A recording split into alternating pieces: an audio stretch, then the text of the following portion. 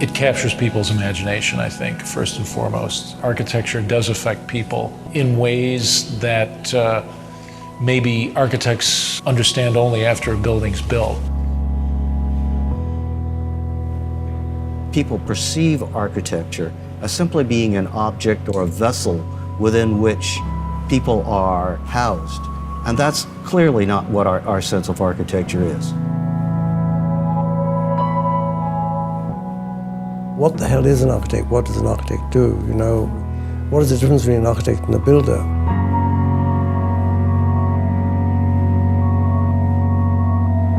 We concretize the world.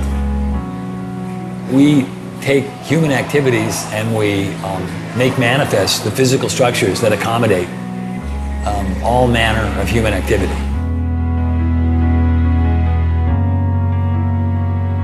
The design studio is a place where individual action and individual creativity is measured very directly by the people around them. When students are doing their job, they're shifting the focus of how we're talking and thinking about architecture.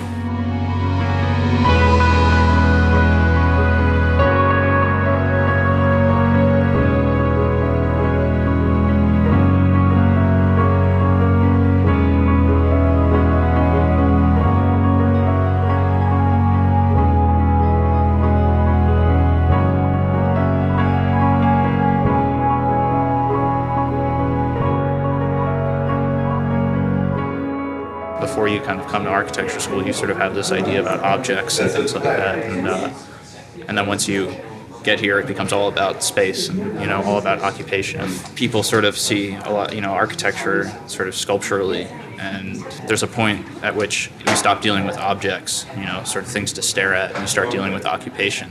I have a lot of friends who find it really hard to understand like my schedule here and how we function here and being here at strange hours of the day and working environment and what studio space is like. And the way of working too, Yeah. That's really important. Yeah. So, and also the idea of being critiqued. Like being critiqued is it's a foreign concept really, to a really business foreign student. Concept. Yeah. The design studio is a place where students have to perform on their own. They have to create something from their own imagination. They have to create something in response to a set of problems that are either given to them or they have to even invent the problem.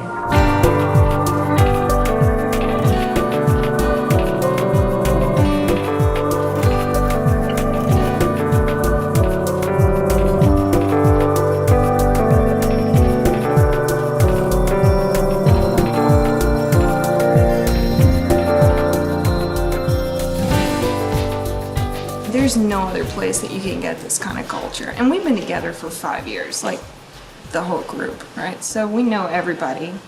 Everybody knows everything. It's like a second home. It's like a second community of people who are all struggling with the same questions. Now, when I worked at home, there was so much lacking in the projects. There's nobody to bounce things off of. The inspiration is at a minimum when you're on your own. Architecture education in US is one of the best because of this studio system. Always students hang around their own studio and talking, learning from others. That is the most important space for the education of architecture. It's like they were hating on Robert Moses because he's so insensitive and he tore down neighborhoods and this, that, and the other. It's like, you know what? Get in a car, drive on the West Side Highway, take the Triborough Bridge into Manhattan. Okay. And then you will understand what he was trying to do. That visual procession in the automobile, spectacular. No. It is spectacular. You're thinking about it now because oh yeah, of course. Now we sit in traffic and we look at it. But back then, like the city had to make that transformation. The great thing about architecture schools is it still takes place in a kind of space where people discuss the work together in a kind of both a personal way, a one-on-one way, and in a very public way.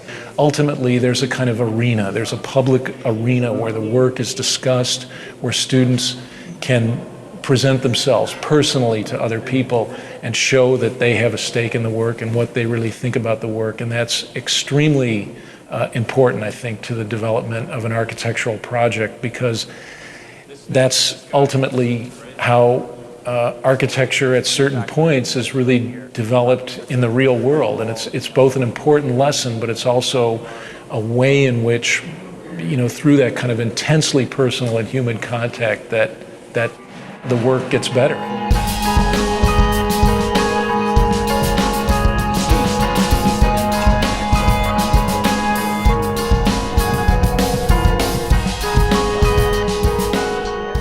I think a lot of the culture of studio happens at the most random times, like the most random hours.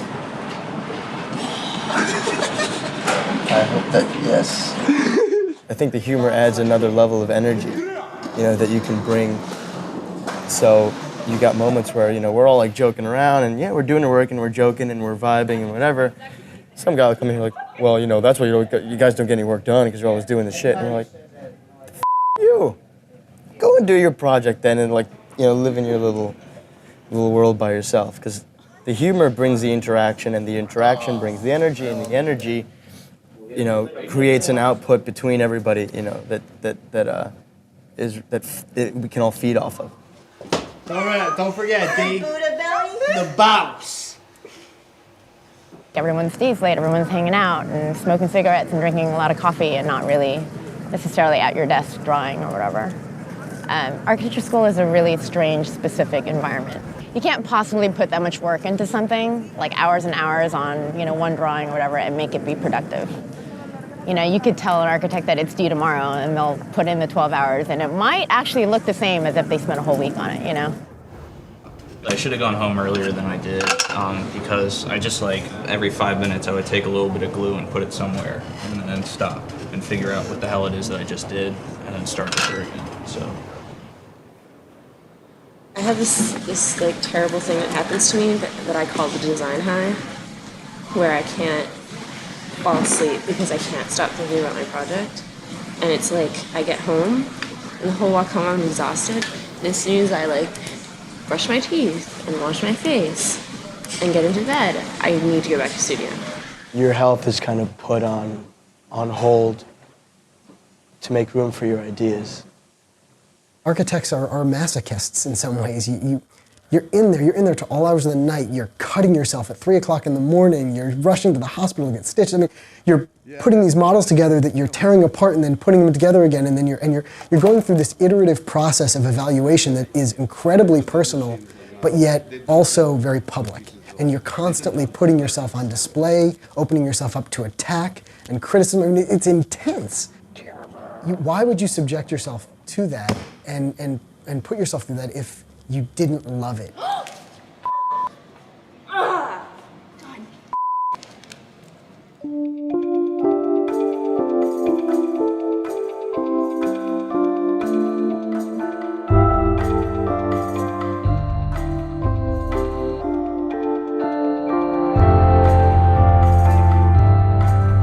That's a conceptual mistake. A structural system does not separate between each unit. Usually the span of structure encompasses 3 or 4 units, or maybe more. Well, I understand, but I don't see why that has to necessarily be the case, especially. It necessarily be this case. It has to be this case. I understand that I don't have to, but I think it's important for the, It's for wrong. the resolution. It's fine. It's wrong. Why is it wrong? Tell us why it's wrong. Economically. It's not wrong. Systems. We could critique his whole project in terms of the economy. But you've done. Basically, they're these walls, Dan. In terms of his diagram. Yeah. It's how Those have to be every other third wall is structural. I mean, then that completely ruins the areas in It does not ruin anything. It wasn't necessary to have that conversation. The point was made, and then that's it. I understood the point. They understood or I thought he understood my point. I thought that should be the end of it, and then there were more important things to talk about and other people that had to talk to them, and still talking about it for 20 minutes. One thing that I always have an issue with is students get so frustrated if they don't have a good critique. I think they misinterpret what a good critique is. I mean, by definition, it's a critique, it's a criticism. So if you go into a critique and all the critics, all they can do is blow hot air up your ass and tell you how great the project looks, well, that's still not, to me, that's not a good critique. They didn't criticize anything. To me, a good criticism is if you can inspire enough thought based on what they see and what they hear. If it inspires enough thought, then they will criticize. Not criticize in the sense of attacking. They're going to criticize because whatever you showed them inspired enough thought that they have their own opinion about the thing now. That's a criticism. I'm not gonna argue with you because I have a feeling it wouldn't be productive. We could go on all night. We could. I know that's not the point. You We're would stop trying and to listen occasionally. We'd be able to find, some resting spot here where we're kind of talking about the same thing, and you allow us to help you. The other thing I think that is sometimes very negative is the idea that the student should be trained to do a sales pitch in this jury process. I mean, I think that really probably the student should at first be silent, and the jurors should really start to ask questions about the drawings and try to understand the project in a more Socratic way, rather than this sales pitch followed by criticism. If you're a smart architecture student, you're listening very closely because you're not only interested in how that work is coming out of you, but also how other people are seeing it.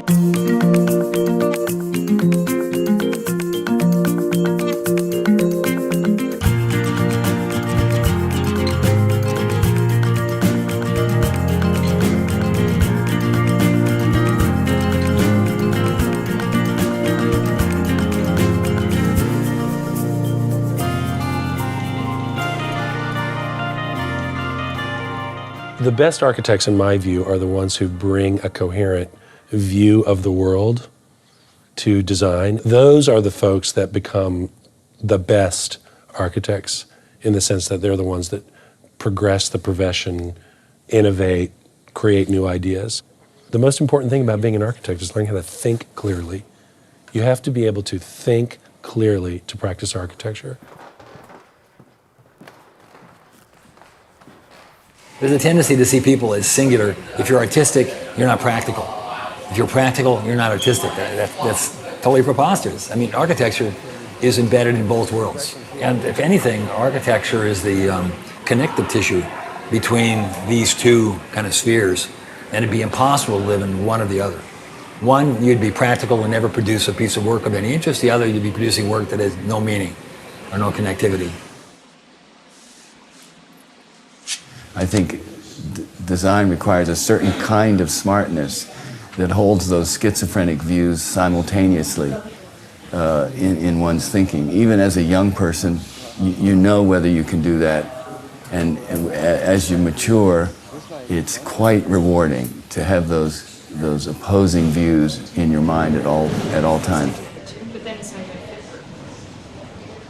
There's not just one role for an architect. There are all different kinds of contributions an architect can make in the culture. The question of what's a good architect, I think that there are many different perspectives that come at a project as it's developing. And what's important for the architect is to be able to listen to people outside of themselves and take that and then give something of themselves to a project and make something incredibly unique and wonderful. It has to be a person who's really willing to learn in a way that architects need to learn, which is they need to learn something every day for the rest of their lives. You've got to be, in a sense, kind of driven by that, in a sense, kind of inner force. But I think you also have to have the ability to kind of work through something and to be able to look at particular problems and be able to kind of listen and learn and examine with great patience some of those questions. So again, it's a kind of left brain, right brain kind of dichotomy that is, constantly, those demands are constantly placed on you as an architect. There are other disciplines that bring other things to the table, but I think our ability to envision or imagine something that is not there, it's almost spooky to people. This notion that you can look at a site or look at a parking lot and see a building there, I think it's extraordinary. It's an extraordinary skill, and we are one of the few disciplines that can do that. I would not trade for anything the skill set that I learned in school, because it's very, very, very unique to our discipline, and that's what we bring to the table.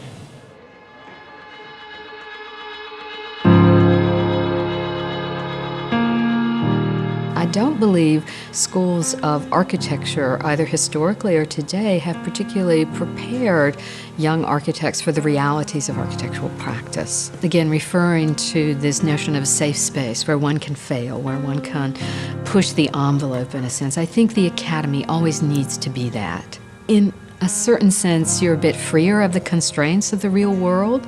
We need to understand that those constraints also have to be brought into the academy so students can begin dealing with them and dealing with them in an inventive and creative way. I think the academy should be a kind of idealized space, but it also has to be a kind of laboratory, a testing ground for the real world. And I don't think we're so good with the latter. I mean, we are still that ivory tower. Sometimes I think we lose a little bit of the reality of what our job is and what our profession is really about. I think people really forget the reality of what it's going to be like to be working as professionals. Architecture school is really unique because it's probably the only time that many of architecture students get to work on their own projects, because after that architecture is basically a service industry. I think that the profession is a lot different from the education in that you never work alone. It's hard to design an entire building by yourself. There's always other people that you have to network with or design with or consult.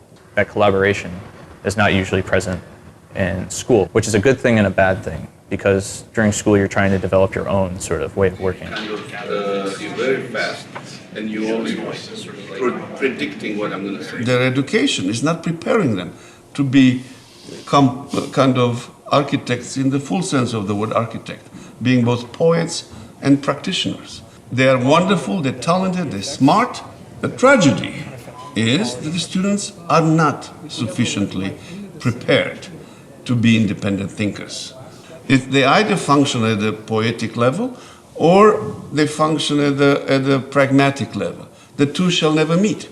So we have to kind of help them put those two together. Do like a series of overlays where you'd start to see like if there's different spaces like this, how they would interact. The walls are they're retaining walls. They're retaining earth. They're retaining memories. It's like an earthwork, yeah. But like if you give me a word like that, we can respond to it. Right? Let me ask you this: why are they working just to put these things? They're making things. Yeah. Right, and they're making things because they want to create something of value, right? Mm-hmm. Why do they just want to put it in storage?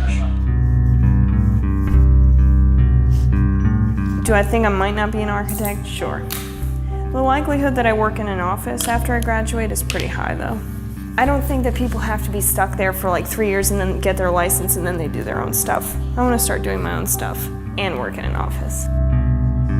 I look forward to seeing what's going to happen. I'm excited to see what my signature ends up being. I want to teach and I want to write and I want to work for a firm that will let me do all of these things. I want to get some experience in a larger firm to see how they work and see how they operate. Do that, and then hopefully the long-term goal is to, start my own practice. The remarkable thing to me is how optimistic students of architecture are, how they sustain that optimism. And again, it's almost a bit like an actor or actress, that they still cherish that belief that they're going to break out of the chorus line in some way, even though the reality, as it is on Broadway, is very, very different. In part, it could be how they very quickly imbibe this notion of the star architect and this belief that, against all odds, that they might be able to make it. Well, today I think a lot of people, when they think of architecture, they think of architects. They think of the handful of brand name architects that they might have heard of, which to me is rather limiting. People only know Frank Gehry, I mean, there's other architects out there that are doing better work, greater work, more important work than Gehry. The problem is that the way we teach architecture right now is we sort of train everybody to do that exact same thing.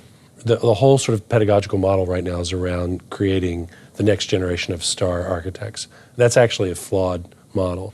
For many years, everyone wanted to be like Frank Gehry. They wanted to create great sculptures in the landscape. Whether those sculptures worked or not was largely irrelevant. The ability to use aerospace engineering to come up with forms that hadn't been built before was considered to be a primary task of someone coming out of school. That's over. That's over.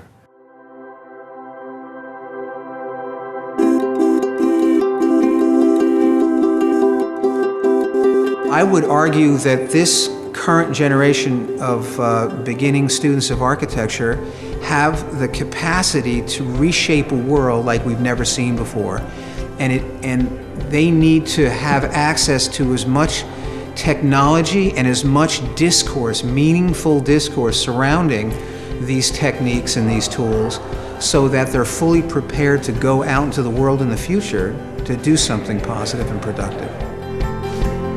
Students are coming out, they're working with individuals around the world who need shelter and who need ways of living that are affordable and supportable and sustainable. The students themselves have been pushing to force faculty to think differently about the way faculty see the environment, use the environment, and create objects that serve not just the aesthetic interests of the architect.